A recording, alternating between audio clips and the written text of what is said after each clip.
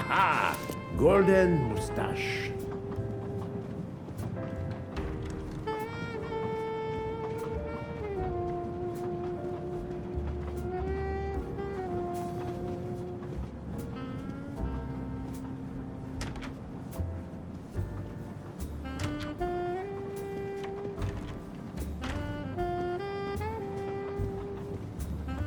A nightcap, Monsieur Poirot?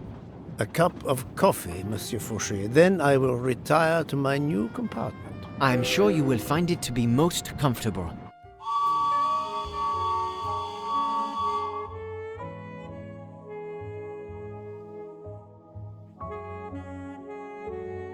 We have stopped? Yes, sir. Belgrade Station. If you'd like to go out and get some fresh air, now is the time. The train leaves at 9:15. No, I see that it is snowing. I will not seek out the fresh air. Probably a wise decision. May I suggest a chocolate to accompany your coffee? It is produced by my father, the best chocolatier in Switzerland. I would never refuse a chocolate with such high recommendation. I know you will enjoy it, and please let me know if there is anything else you require.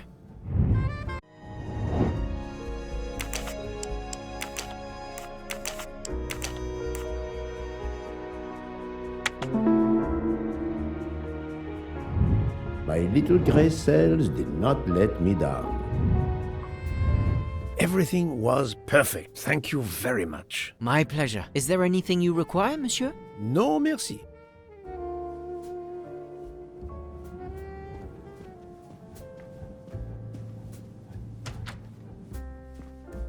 Why, I thought you'd left us. You said you were getting off at Belgrade. You misunderstood me. But, man, your baggage, it's gone. It has been moved into another compartment, that is all. Oh, I see.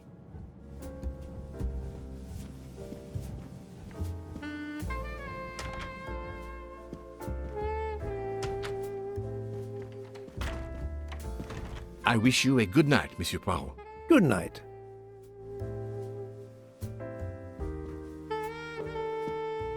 I hope you'll sleep well and that your head will be better in the morning. It is just the cold. I'm now making my...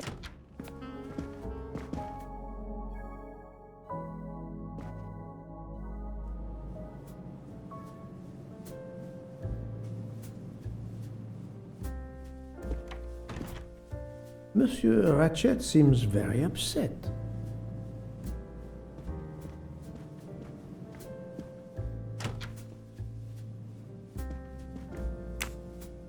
Ah, finally a real bed fit for a king or a very tired detective.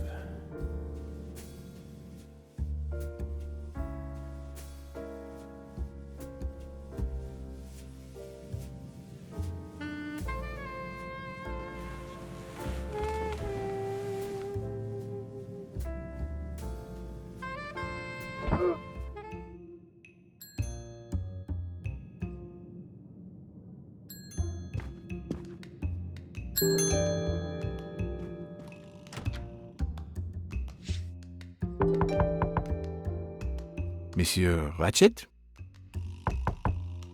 Ce n'est rien, je me suis trompé.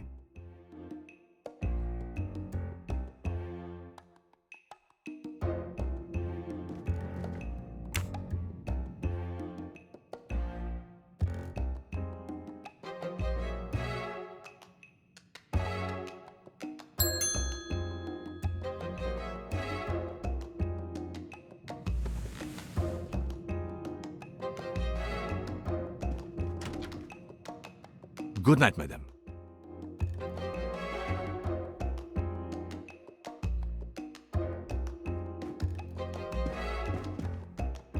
The American lady? Yes, don't worry. You'll know how Mrs. Hubbard is. Imagine to yourself the time I have had with her. She insists, but insists, that there is a man in her compartment. Just imagine it, monsieur.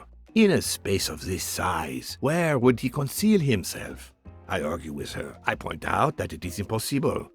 She insists. She woke up and there was a man there. And how, I ask, did he get out? And leave the door bolted behind him? But she will not listen to reason. That one does not leave time to listen. The train has stopped, Mr. Michel. We have run into a snowdrift. Heaven knows how long we shall be here. I remember once being snowed in for 7 days. Where are we? Between Winkowski and Brod. Oh la la. It's time for me to go back to bed. I wish you a good night, monsieur. Or what is left of it.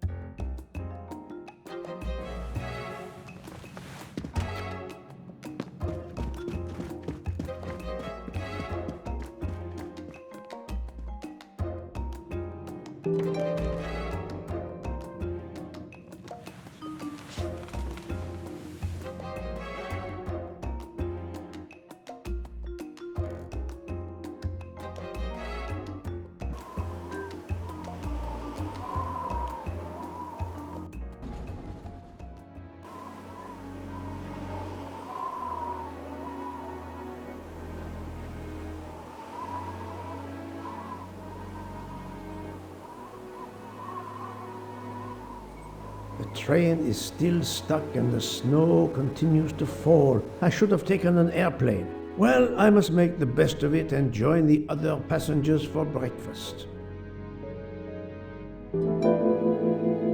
The train still hasn't left. The moustache comb to tame unruly knots. Wax to preserve the perfect symmetry of the moustache. The finest of curling irons for the moustache.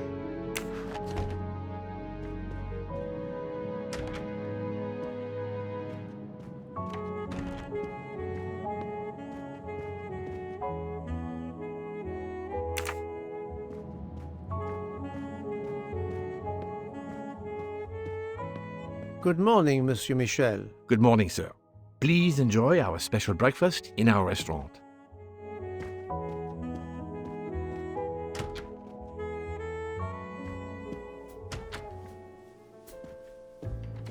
This delay is intolerable.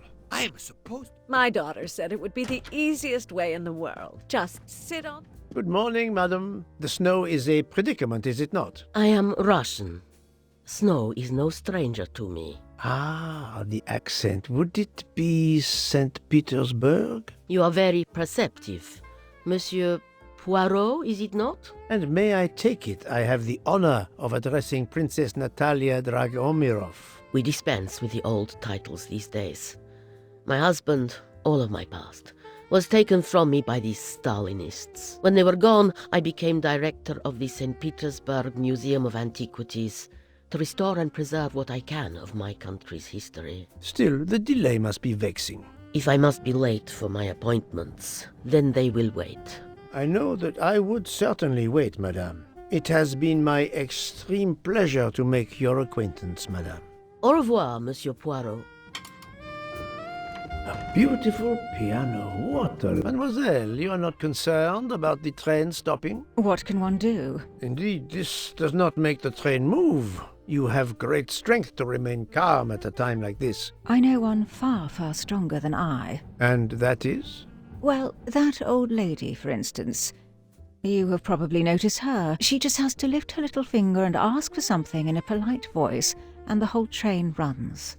It runs also for my friend Monsieur Bouc, but that is because he is a director of the line, not because he has a masterful character. You don't have to have a strong will when you have power. But I suspect I did not need to tell you that, Mr. Poirot. Mr. Poirot. Good morning, Mr. Fauchet. You have early customers, I see. Yes, I am stuck serving here as well at breakfast. Everyone is impatient. They keep complaining that the train is not moving. As if I could get out and push it. It's too early for me to order a boxcar. That is the appropriate drink, I believe. A gin triple sec, lemon and grenadine mix. A drink for a train indeed. But not perhaps for my breakfast. I think I will settle for an omelette. Good luck, sir. Miss Nielsen is helping to serve in the dining car.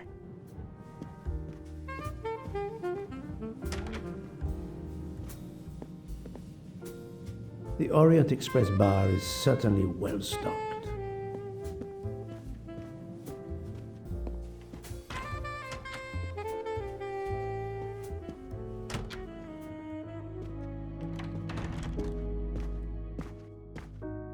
How long are we expected to be stranded here? It won't do much good complaining to me. That fellow there with the moustache, he may know something. Excusez-moi, sir. Yes? Monsieur Bouc asks for you to join him in compartment 203. Look here, Poirot. Can you tell us anything? I can tell you the snow, it will not move aside on its own. Of course, but you obviously have some influence with Bouc. I am going to see him now. I will ask him if he has any information.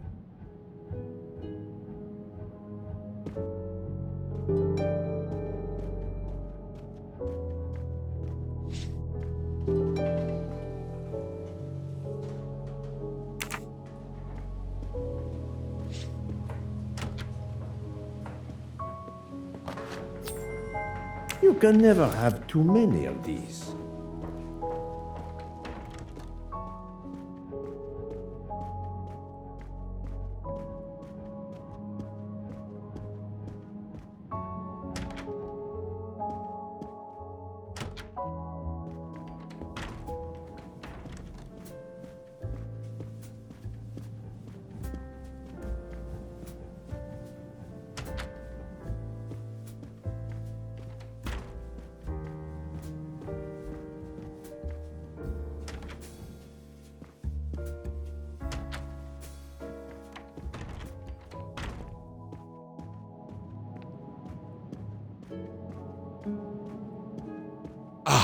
My good friend, come in.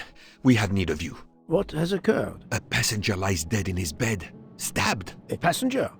Which passenger? In there. He's an American, a man called Ratchet. It was his valet, Masterman, who was worried that Mr. Ratchet was not awake yet. Pierre Michel, the conductor, decided to break in and found the body. I see. Well, my friend, I think it is best not to touch anything and wait for the police to arrive. Oh, I tried to call the police, but there is no cell tower for many kilometers. We could be stuck in the snow for hours. The murderer is with us. On the train, now! The sooner we catch him, the sooner we'll be out of danger. The Dr. Constantine is already examining the body. Mon ami, this is not a missing train ticket. We must follow procedure. We must wait for the police to secure the crime scene. Please, Poirot. I will take full responsibility. Bouc, you ask. Well, if we cannot contact the outside world, then... Oh, you are going to drive me crazy. In truth, this problem intrigues me. I was reflecting not half an hour ago that many hours of boredom lay ahead whilst we are stuck here. And now, a problem lies ready to my hand. You accept, then? C'est entendu. You place the matter in my hands.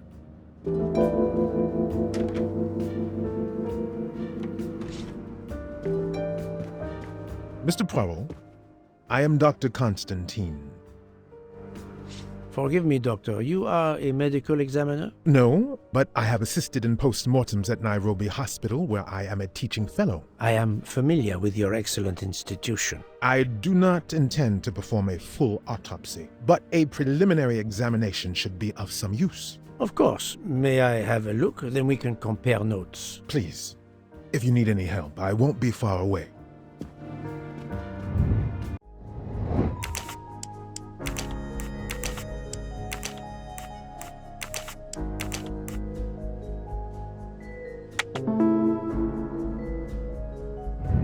That's the right answer.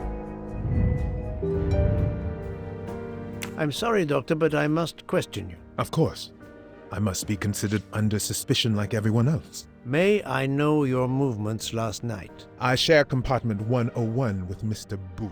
He would not stop talking about his beloved train. I listened to him for hours talking about his Orient Express. My friend Bouc will no doubt confirm this.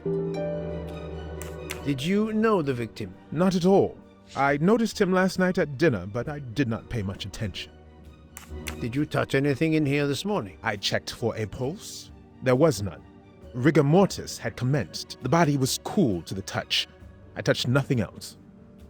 What can you tell me about the victim? He died from multiple stab wounds of varying angles and depth. More than one would have been fatal. I would place the time of death roughly between midnight and 2 a.m. With more time, I hope I can be more precise.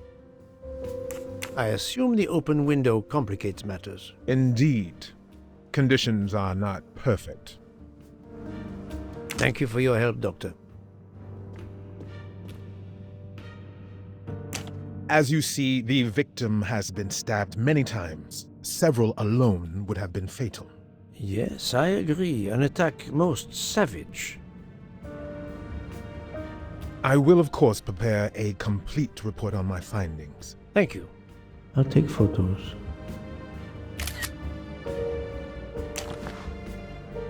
The watch is broken. Your hands are stopped at 1:15 a.m. One would expect that to be the time when the attack occurred.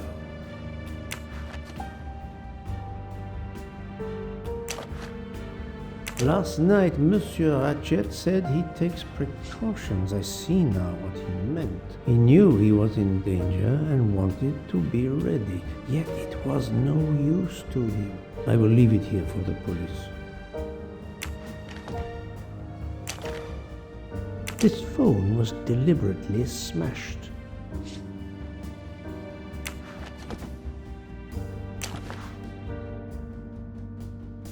I'm sure I will find some interesting things inside.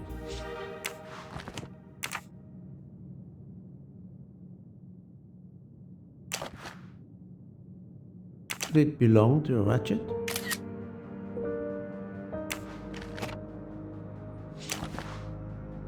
A handkerchief. There's a letter H embroidered on it.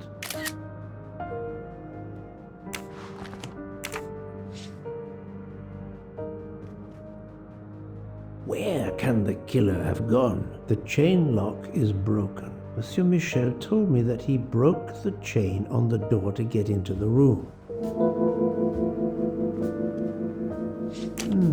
The snow is falling only lightly this morning. The murderer would have left tracks in the snow if he had jumped out the window. I wonder what could be in this photo.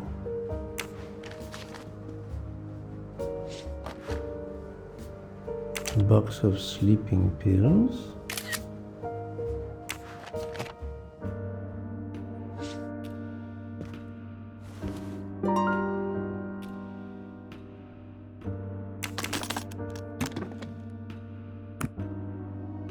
Expensive clothing, recently laundered. Not exactly the reading material one would expect of a man like Ratchet.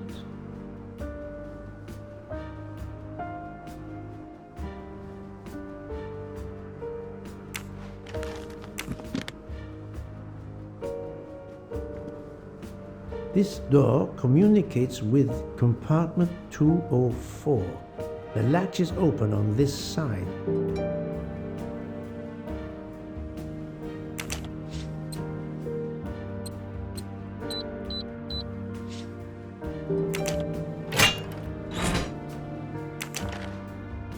Not very surprising.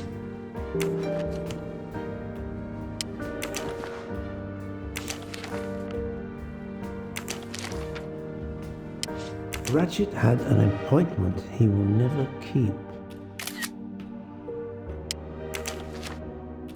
A meeting place on the back of a postcard. Someone with the initials A.W.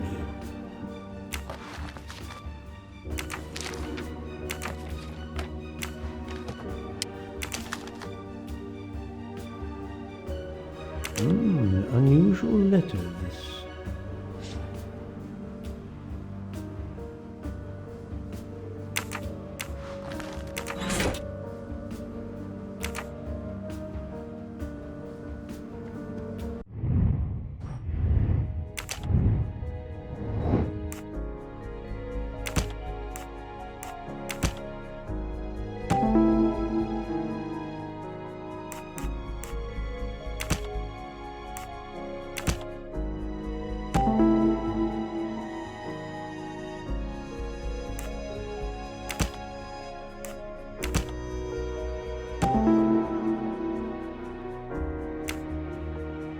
So, the murderer must have exited through Madame Hubbard's room. I'm right again. That happens to me a lot.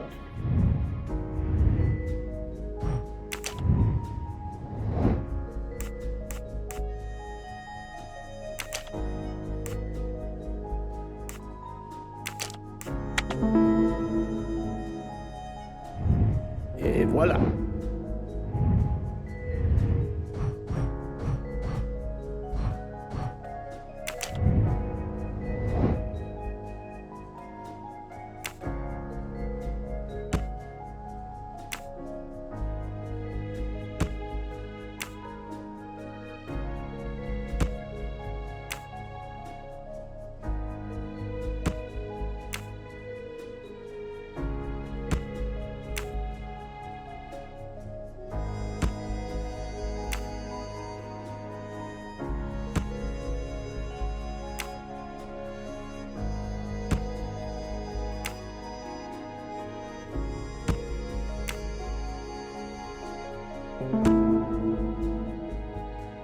For Daisy.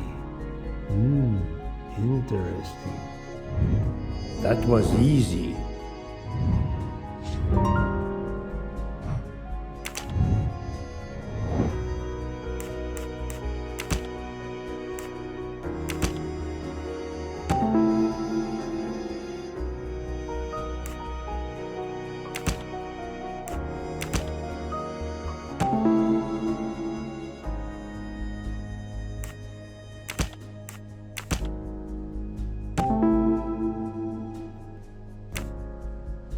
I can't imagine Ratchet taking a sleeping pill if he feared for his life. My little gray cells did not let me down.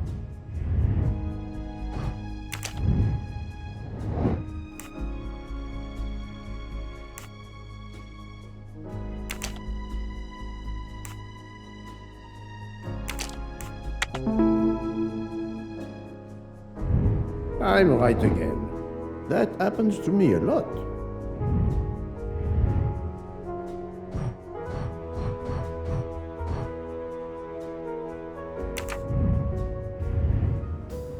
I think I've seen everything I need at the moment. I am counting on you to finish your analysis. I'll have a more detailed report for you as soon as I can.